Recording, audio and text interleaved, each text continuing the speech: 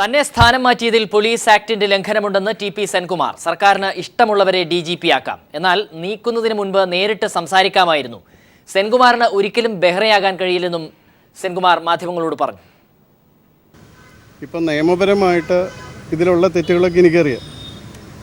Supreme കോടതി ജഡ്ജ്മെൻറ്റിൻ്റെ violation Prakash Singh കേസിൻ്റെ ഉണ്ട്, അതുപോലെ കേരള പോലീസ് ആക്ടിൻ്റെ വയലേഷൻ ഉണ്ട്. ഇതൊക്കെ അറിയാം. പക്ഷേ വാശി പിടിച്ച് ഒരു DGP ആയിട്ട് ഇരിക്കുന്നതിൽ ഒരു അർത്ഥവുമില്ല. കാരണം ഒരു ഗവൺമെൻറ്റിന് വിശ്വാസമില്ലെങ്കിൽ പിന്നെ ആ പോസ്റ്റിലിരുന്ന് ഗവൺമെൻറ്റിനും ബുദ്ധിമുട്ട്, ഇരിക്കുന്ന ആൾക്കും ബുദ്ധിമുട്ടാകുന്നതുകൊണ്ട് കാര്യമില്ല. പക്ഷേ അതൊരു ഡീസൻറ്റ് വിധത്തിൽ പറഞ്ഞാൽ മതി. In any case I cannot become Behra. That is my problem. Senkumar can be Senkumar, Behra can be Behra. അത്രയേ ഉള്ളൂ കേട്ടോ. അപ്പോൾ അതുകൊണ്ട് എന്താ പറയുന്നത്, അങ്ങനെ ഒരു ഇതിൽ പറ്റിയുകൊണ്ട് എനിക്ക് I may still use my legal option. അത്രയേ ഉള്ളൂ. പോലീസിൽ നീതി പരിപാലനവും കുറ്റാന്വേഷണവും വേർതിരിക്കുമെന്ന് DGP ലോക്നാഥ് ബെഹ്റ പീപ്പിളിനോട്. പോലീസിലെ അഴിമതിക്കാരോട് സീറോ ടോളറൻസ് സമീപനമാണെന്നും ലോക്നാഥ് ബെഹ്റ പറഞ്ഞു. ക്രമസമാധാന പാലനത്തിൻ്റെ ചുമതലയുള്ള സംസ്ഥാന പോലീസ് മേധാവിയായി നിലവിൽ ഫയർഫോഴ്സ് കമാൻഡർ ജനറലായി പ്രവർത്തിക്കുന്ന ലോക്നാഥ് ബെഹ്റ ഇന്നു മുതൽ മാറിത്തീരുകയാണ്. അദ്ദേഹമാണ് ഇപ്പോൾ നമ്മളോടൊപ്പം ഉള്ളത്. ഞാൻ പറഞ്ഞു സീറോ ടോളറൻസ്. സോ ഞാൻ ശ്രമിക്കും സീറോ കറപ്ഷൻ ആക്കാൻ വേണ്ടിയിട്ട്. ഇതോട് എൻ്റെ ഒരു റിസോൾവാണ്. ഞാൻ ഒരു കാര്യം പറയാം. ഇതിലെ ബേസിക് പോലീസിങ് വിത്ത് മോഡേൺ ഔട്ട്ലുക്ക് ഇതാണ് ഞാൻ ചെയ്യാൻ പോകുന്നത്. ഞാൻ ഈ കേരള പോലീസിൻ്റെ ടെക്നോളജി നമ്പർ 1 ആക്കും. അതിലൊരു സംശയമൊന്നുമില്ല. ഈ ക്രമസമാധാനവും നീതി നിർവഹണവും രണ്ടാക്കുക എന്നത് കഴിഞ്ഞ കുറേ നാളുകളായി ഹൈക്കോടതി അടക്കം പറയുന്ന ഒരു കാര്യമാണ്. അങ്ങനെ രണ്ടായി കൊണ്ടുപോകാൻ ഉദ്ദേശിക്കുന്നുണ്ടോ? യെസ്. അപ്പോൾ ഞാൻ നടപ്പാക്കും. സംസ്ഥാന പോലീസിനുള്ളിൽ സമഗ്രമായ അഴിച്ചുപണിയും സമൂലമായ മാറ്റവും കൊണ്ടുവരുമെന്ന് തന്നെയാണ് ശ്രീ ലോക്നാഥ് ബെഹ്റ കൈരളി പീപ്പിൾ TVയോട് പറഞ്ഞത്. ക്യാമറമാൻ അജിത്തിനൊപ്പം എസ് ജീവൻകുമാർ, തിരുവനന്തപുരം. അഴിമതി കേസുകളിൽ അന്വേഷണം വിശുദ്ധിയുടെ മാർഗത്തിൽ നടത്തുമെന്ന് vigilance director Jacob Thomas people TVയോട്. എല്ലാ സ്ഥാനമാറ്റത്തിലും ഓരോ സന്ദേശമുണ്ട്. ആ സന്ദേശം പൂർത്തീകരിക്കാൻ ശ്രമിക്കുമെന്നും അദ്ദേഹം പറഞ്ഞു. സർക്കാർ ഏൽപ്പിക്കുന്ന ഉത്തരവാദിത്വം തീർച്ചയായിട്ടും ഭംഗിയായിട്ട് ചെയ്യും. അതേത് ഉത്തരവാദിത്വമാണേലും എല്ലാ ഉത്തരവാദിത്തങ്ങൾക്കും ഒരു ഭംഗിയുണ്ടല്ലോ. എല്ലാത്തിലും മെസ്സേജുകളില്ലേ നല്ലതും. അന്വേഷണം അങ്ങനത്തെ കാര്യങ്ങളൊക്കെ വിശുദ്ധിയുടെ മാർഗത്തിൽ കൂടെ തന്നെയായിരിക്കും നടക്കുക. പോലീസ് ഉദ്യോഗസ്ഥനെ മാറ്റാൻ സംസ്ഥാന സർക്കാരിന് അവകാശമുണ്ടെന്ന് പ്രതിപക്ഷ നേതാവ് രമേശ് ചെന്നിത്തല. സെൻകുമാർ സമർത്ഥനായ ഉദ്യോഗസ്ഥനായിരുന്നുവെന്നും ചെന്നിത്തല. ദില്ലിയിൽ മാധ്യമപ്രവർത്തകരോട് സംസാരിക്കുകയായിരുന്നു അദ്ദേഹം. അല്ല, ഗവൺമെൻറ്റിന് ഉദ്യോഗസ്ഥന്മാരെ മാറ്റാനുള്ള അധികാരമുണ്ട്, അതിലൊന്നും ഒരു സംശയവുമില്ല. പക്ഷേ കഴിഞ്ഞ UDF ഗവൺമെൻറ് LDF ഗവൺമെൻറ് കാലത്ത് നിയോഗിച്ചിരുന്ന DGPയെ തുടരാൻ അനുവദിക്കുകയാണ്, ശ്രീ ജേക്കബ് പുന്നൂസിനെ തുടരാൻ അനുവദിക്കുകയാണ് ചെയ്തിട്ടുള്ളത്. അതവരുടെ ഗവൺമെൻറ് തീരുമാനമാണ്. ഏതായാലും ശ്രീ സെൻകുമാർ വളരെ സമർത്ഥനായ ഒരു ഉദ്യോഗസ്ഥനായിരുന്നു. മുഖം നോക്കാതെ നിയമം നീതി നടപ്പാക്കുന്ന കാര്യത്തിൽ വളരെയേറെ പ്രാഗൽഭ്യം ഉള്ള ഒരു പോലീസ് ഉദ്യോഗസ്ഥനായിരുന്നു എന്നുള്ളതാണ് എൻ്റെ അനുഭവം. അതിരപ്പിള്ളി പദ്ധതിയിൽ കടുംപിടുത്തമില്ലെന്ന് വൈദ്യുതി മന്ത്രി കടകംപള്ളി സുരേന്ദ്രൻ. വൻകിട ഉൽപ്പാദന നിലയങ്ങൾ അനിവാര്യമാണ്. മുടങ്ങിക്കിടക്കുന്ന വൈദ്യുതി പദ്ധതികൾ പൂർത്തീകരിക്കാൻ മുൻഗണന നൽകും. 5 വർഷത്തേക്ക് ലോഡ് ഷെഡിങ്ങും പവർ കട്ടും ഒഴിവാക്കാൻ ശ്രമിക്കും. വൈദ്യുതി ബിൽ ഓൺലൈനായി അടയ്ക്കാനുള്ള സൗകര്യം ഉടൻ നടപ്പാക്കുമെന്നും അദ്ദേഹം പറഞ്ഞു.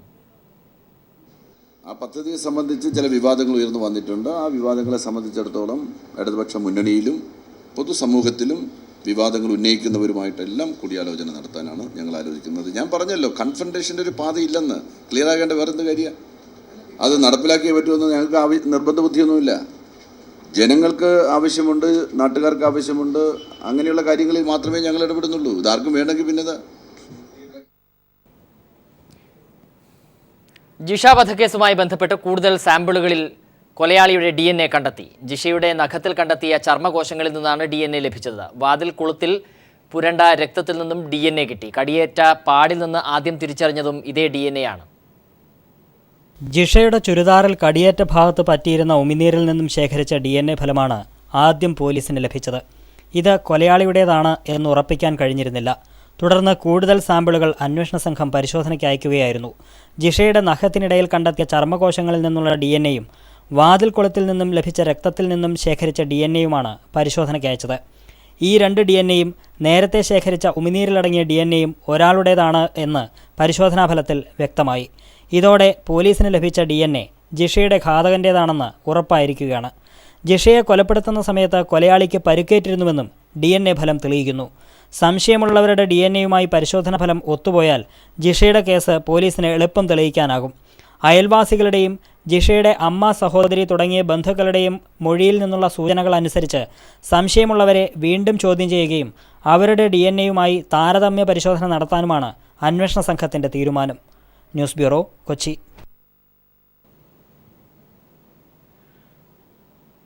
സ്കൂളുകൾ അടച്ചുപൂട്ടാനുള്ള ഉത്തരവ് കർശനമായി നടപ്പിലാക്കാൻ ഹൈക്കോടതി ഉത്തരവിട്ടു. ഇതിനാവശ്യമായ പോലീസ് സംരക്ഷണം നൽകാനും ജസ്റ്റിസ് AK ജയശങ്കരൻ നമ്പ്യാർ നിർദ്ദേശിച്ചു. അടച്ചുപൂട്ടാനുള്ള ഉത്തരവ് നടപ്പിലാക്കണമെന്നാവശ്യപ്പെട്ട് 3 സ്കൂളുകളുടെ മാനേജർമാർ സമർപ്പിച്ച ഹർജി പരിഗണിക്കുകയായിരുന്നു ഹൈക്കോടതി. സ്കൂളുകൾ അടച്ചുപൂട്ടാനുള്ള കോടതി ഉത്തരവ് സർക്കാർ നടപ്പിലാക്കുന്നില്ലെന്ന് ചൂണ്ടിക്കാട്ടി 3 സ്കൂളുകളുടെ മാനേജർമാരാണ് ഹൈക്കോടതിയെ സമീപിച്ചത്.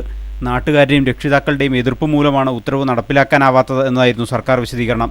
എന്നാൽ ഇത് കോടതി അംഗീകരിച്ചില്ല. സ്കൂളുകൾ പൂട്ടാനുള്ള ഉത്തരവ് കർശനമായി നടപ്പിലാക്കാൻ ജസ്റ്റിസ് AK ജയശങ്കരൻ നമ്പ്യാർ ഉത്തരവിട്ടു. ഇതിനാവശ്യമായ പോലീസ് സംരക്ഷണം നൽകാനും കോടതി നിർദ്ദേശിച്ചു. എയ്ഡഡ് സ്കൂൾ മാനേജർമാരുടെ അധികാരത്തിലുള്ള കടന്നുകയറ്റമാണ് നടന്നിരിക്കുന്നത്. സ്കൂളുകൾ അടച്ചുപൂട്ടുന്നത് കേന്ദ്ര വിദ്യാഭ്യാസ അവകാശ നിയമത്തിൻ്റെ ലംഘനമാകുമെന്ന വാദവും കോടതി അംഗീകരിച്ചില്ല.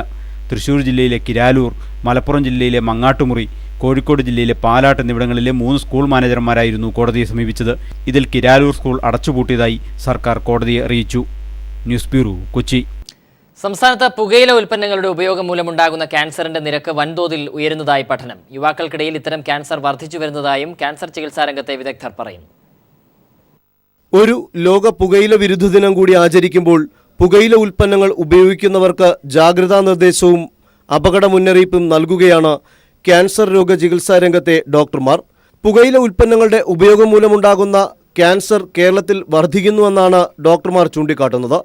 യുവാക്കൾക്കിടയിൽ പുകവലി, പുകയില ഉൽപ്പന്നങ്ങൾ എന്നിവയുടെ ഉപയോഗം വൻതോതിൽ ഉണ്ടായിരിക്കുന്നുവെന്നും ഇത് തടഞ്ഞില്ലെങ്കിൽ ഗുരുതരമായ പ്രത്യാഘാതമുണ്ടാകുമെന്നും ഓങ്കോളജി വിഭാഗം ഡോക്ടർ നിതിൻ രാജ് പറയുന്നു.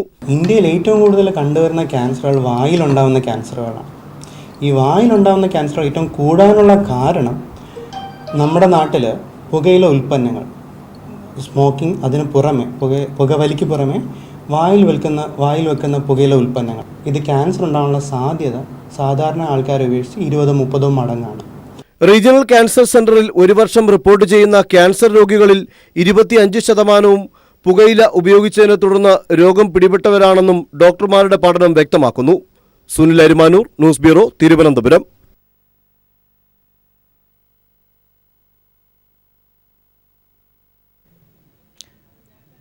ഓൺലൈൻ വഴി പ്രവാസി മലയാളിയുടെ ATM-ൽ നിന്നും ലക്ഷങ്ങൾ തട്ടിയ കേസിൽ 2 പേർ പിടിയിൽ. ബീഹാർ സ്വദേശികളാണ് പിടിയിലായത്. കോഴിക്കോട് നടക്കാവ് പോലീസിന്റെ നേതൃത്വത്തിൽ നടന്ന അന്വേഷണത്തിലാണ് പ്രതികളെ പിടികൂടിയത്. 2015 ജൂലൈ 8-നാണ് കേസിനാസ്പദമായ സംഭവം നടക്കുന്നത്. കാരപ്പറമ്പ് സ്വദേശിയായ പാറയ്ക്കൽ ഗോപിനാഥൻ എന്ന പ്രവാസിയുടെ ATM-ൽ നിന്നും 6.27 ലക്ഷം രൂപ കളവു പോകുന്നു. തുടർന്ന് നടന്ന അന്വേഷണത്തിലാണ് സംഭവവുമായി ബന്ധപ്പെട്ട് 2 ബീഹാർ സ്വദേശികൾ പിടിയിലാകുന്നത്. ഹൂഗ്ലിയിലെ ബസ്മാനിയ കോളനിയിൽ നിന്നുമാണ് ബംഗാൾ പോലീസിന്റെ സഹായത്തോടെ 2 പ്രതികൾ പിടിയിലാകുന്നത്. 5 പ്രതികൾ ചേർന്നാണ് തട്ടിപ്പ് നടത്തിയത്. പ്രതികളായ ഗണേഷ്, പൈലി രവി എന്നിവരാണ് പ്രവാസി മലയാളിയായ ഗോപിനാഥന്റെ അക്കൗണ്ടിൽ നിന്നും ഓൺലൈൻ വഴി തങ്ങളുടെ അക്കൗണ്ടിലേക്ക് പൈസ ട്രാൻസ്ഫർ ചെയ്യുന്നത്. അന്ന് തന്നെ സംശയം തോന്നാതിരിക്കാൻ മറ്റു പ്രതികളായ മുകേഷ് ഗുപ്തയുടെയും ആനന്ദ് പൈലിയുടെയും അക്കൗണ്ടിലേക്ക് വീണ്ടും പൈസ ട്രാൻസ്ഫർ ചെയ്യുന്നു. ഇതായിരുന്നു ഇവരുടെ തട്ടിപ്പ് രീതി. അക്കൗണ്ട് ഡീറ്റെയിൽസ് ഒക്കെ എടുത്തെടുത്ത് അതിൽ നിന്ന് പൈസ പോയതൊക്കെ പിന്നാലെ പോയി നോക്കുമ്പോൾ ഈ പൈസ ഈ 2 അക്കൗണ്ടിൽ വീണ്ടും 3 അക്കൗണ്ടിലേക്കായിട്ട് ഓൺ ദ സ്പോട്ട് തന്നെ, മീൻസ് സെയിം ടൈം തന്നെ വീണ്ടും ട്രാൻസ്ഫർ ആവണം. അതൊരു പിടിക്കപ്പെടാനൊക്കെ വേണ്ടി ഇങ്ങനെ പൈസ പെട്ടെന്ന് മാറ്റി. നടക്കാവ് പോലീസിന്റെ നേതൃത്വത്തിലാണ് അന്വേഷണം പുരോഗമിക്കുന്നത്. News bureau, Kozhikode.